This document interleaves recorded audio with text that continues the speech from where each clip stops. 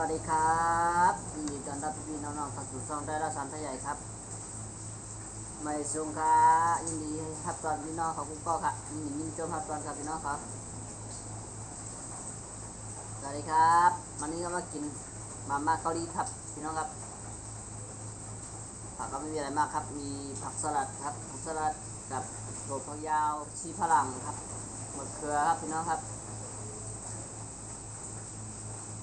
แครอทครับผมไม่มีอะไรมากครับมาทานด้วยกันครับพี่น้องครับก่อนกินก็ฝากพี่ๆน้องๆกดไลค์กดแชร์กดติดตามเป็นกำลังใจช่องเล็กๆได้ละสันทใหญ่ด้วยครับวันนี้มีมาม่าครับไม่มีอะไรครับมาม่าเกาหลีเผ็ดครับผมพี่น้องครับลองชิมเห็นเพื่อนๆพี่ๆเขาลองกินก็อยากกินอยากทำตามเลยไงเห็นน่ากินครับผมก็เลยสั่งมากินเนี่ยผักกับก็มีอะไรมากครับผักกับก็มีครับพี่น้องเนาะมีผักกีมังกรครับมีโถมะเขือที่หลัดครับแล้วก็ผักกัดหอมครับพี่น้องครับพี่น้องครับมากินจ้ำกันครับเนี่ยทานได้กันครับพี่น้องครับมาเด้อครับพี่น้อง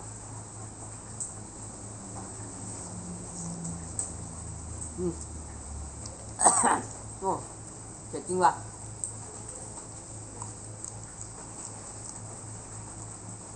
มาครับพี่น้องครับ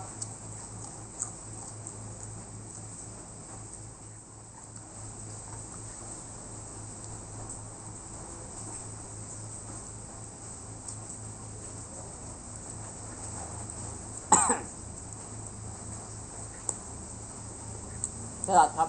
เนาะ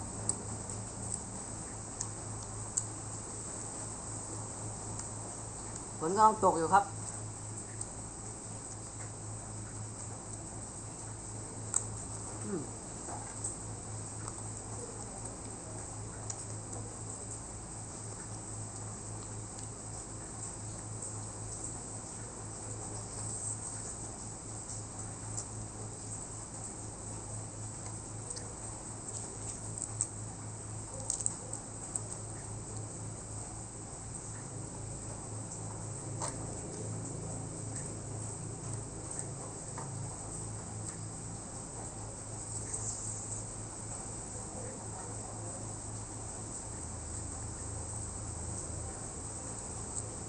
มะเขือครับ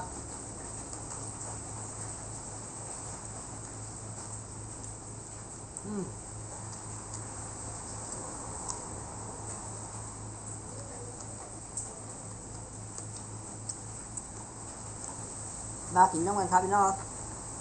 ไม่ก้อนเสะข้าวซอยเพชรครับเส้นดำๆอ่ะ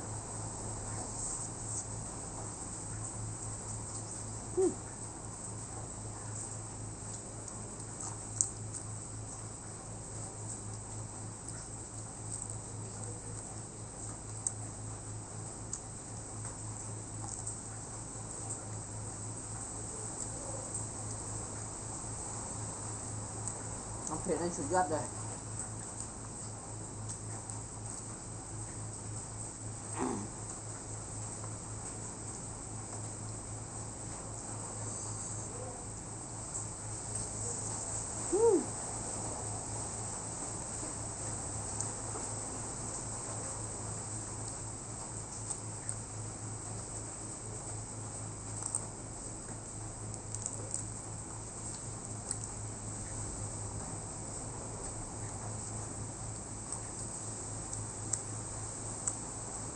ก็สลัดครับพี่น้อง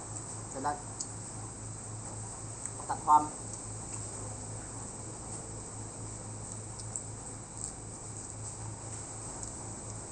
สลัดอินทรีย์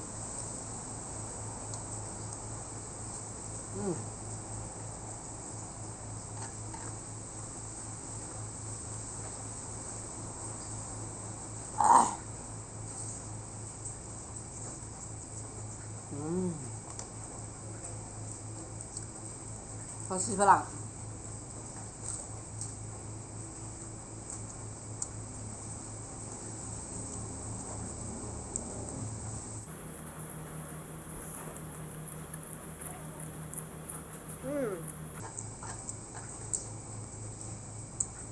เยี่ยม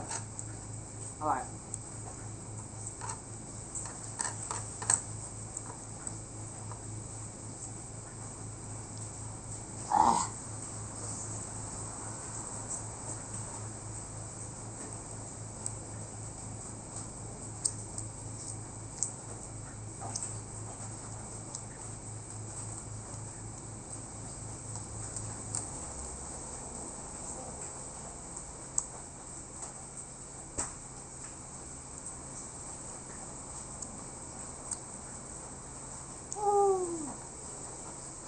ดีมาก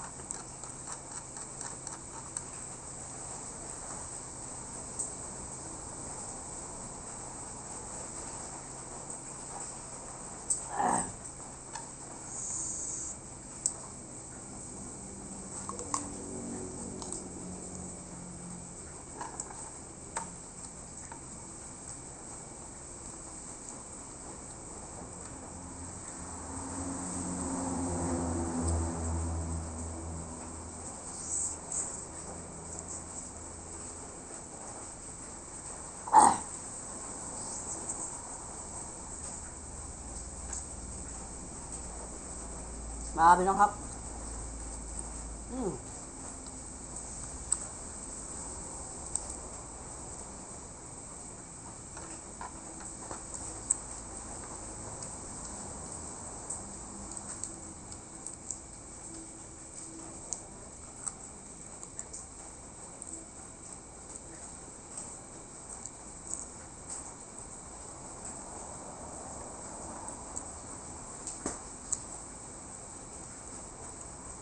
อืม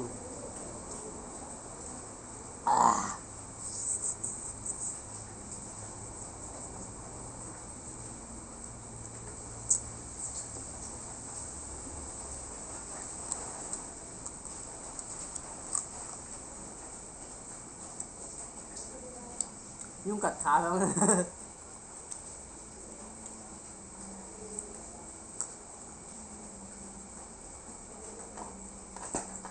นานๆลงคลิปทีครับพี่น้องครับต้องขอโทษขออภัยคุณผู้ชมและทุกท่านด้วยครับพี่ครับผม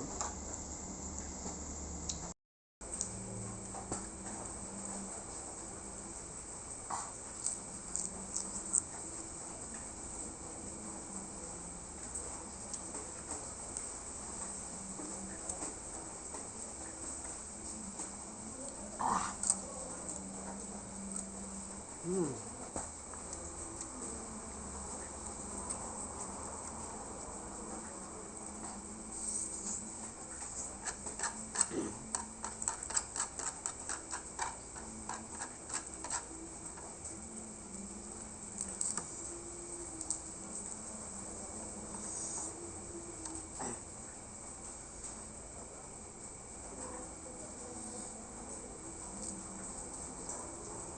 อืม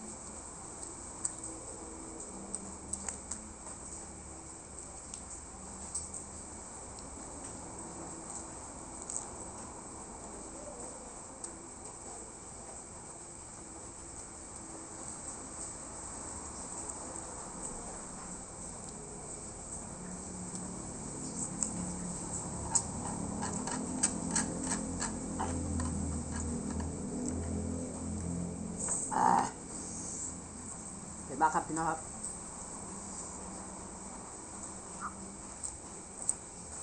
อืม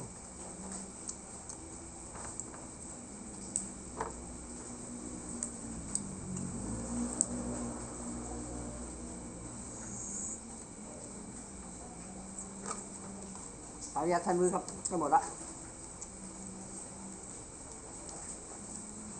อืม